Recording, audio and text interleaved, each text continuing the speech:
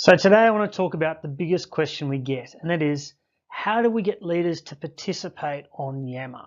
It's a top question. It's a really important one because if we don't get this right, then our community is just not going to happen. We need leaders involved.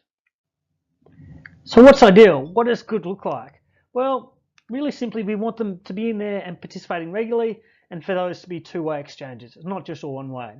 And of those exchanges, we want them to be dealing with the good things and the bad. Now, the other things I'll say about leaders that we want from them is that we want them to be actively crowdsourcing for information and bringing people in as part of the decision-making and information gathering processes, right? So it's an all-in. They're an active member of the community that's helping to facilitate and generate the conversations that matter to the organisation. That's really it. So essentially what we're asking them to do is to engage, to harvest and to direct the intelligence and the actions of the people within the community. So what's the impact to the community if leaders aren't engaged? Well, essentially what happens is our conversations become these listless, meandering beasts that have virtually no direction and deliver very little value. Often we see that the communities then become dominated by like a small number of voices, and quite often it's not the people that we really want to hear from. Behaviour can often degenerate as well without leaders because there's no one there to model the behaviours that we want to see more of. It kind of becomes this behavioural free-for-all in many ways, and purpose and outcomes become neglected. So again, it just becomes this thing that doesn't actually add a lot of value. There's not a lot of purpose to it. The people, often it's the idiots that are actually controlling the show, and it's just not a good scene. We really need leaders to be involved.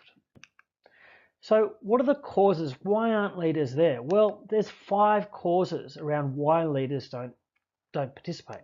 And they either don't understand the technology, so they're not social users. They don't understand its importance or the value that it can offer.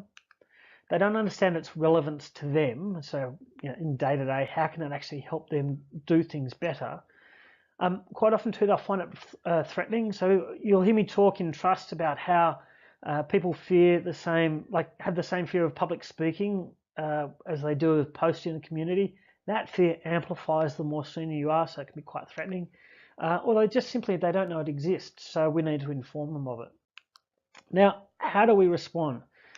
Responding is pretty straightforward. We need to engage and educate our leaders, right? We need them to understand its value, and we need to be prepared to mentor over time. So where do you start? Well, we really need to just develop a program that targets the leaders and gets them involved. Now, to do that, we need to understand what's holding them back, and then build the materials that actually target those reasons and go and engage them around those reasons. A couple of tips on getting started and getting stuck into it. Look, target the friendliest leaders first, right? What we want out of that, there's a couple of things that we want out of those leaders. The first is we want to understand why they're not using it. But we also want to get a commitment from them to actually start to use the platform. Because once we've got one leader using the platform, we can showcase them to the other leaders, and it makes it a little bit safer. Now, the other thing too is we want to start, as we're developing our materials, we always prioritize the use of stories above facts and figures. And the reason for that is the stories are the things that drive the emotional connection. Now, internal stories are where your platform has been driving value are always better than external ones. But if you don't have any internal ones, just use whatever is available. Also, link the use of social to something that they care about, right? Usually for senior leaders, it's revenue, profit, or legacy. And you can actually, in certain cases, swap out the word legacy for ego.